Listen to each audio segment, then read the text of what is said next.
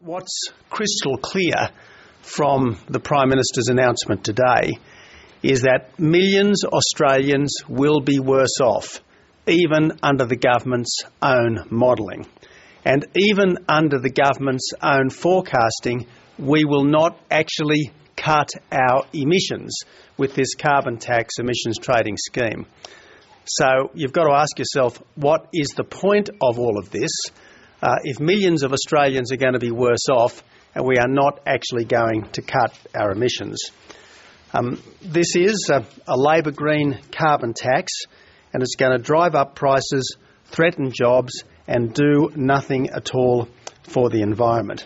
The government boasts that 90% of Australians will receive compensation and that 40% of households will be overcompensated. Well, I think all Australians are capable of translating Polly speak.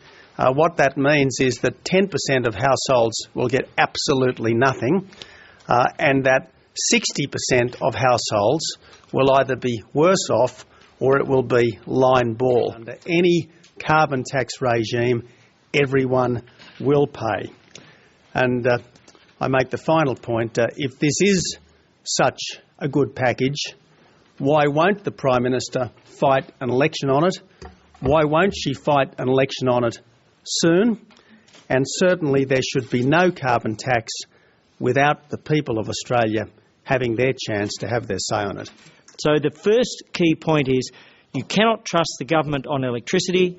Electricity bills will hike by 10% in the first year, but they are set to hike each and every year out to 2020. The second point is that the tax itself will go north each and every year.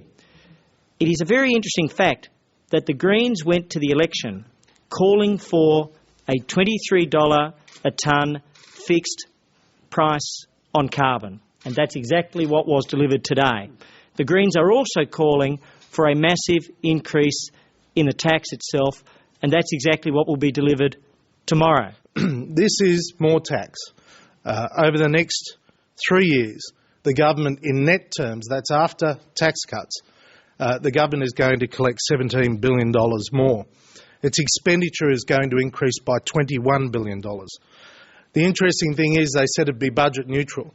$4.3 billion off the budget bottom line, including $2.7 billion this year. So we're 10 days into the financial year and already the budget this year is $2.7 billion worse off. It comes down to this.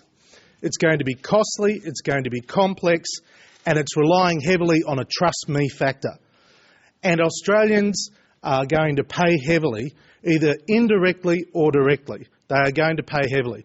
There is nothing in here for what is an amazingly complex new regulatory system for every business. And it's going to have an impact on confidence, it's going to have an impact on sovereign risk. Thanks, Chair.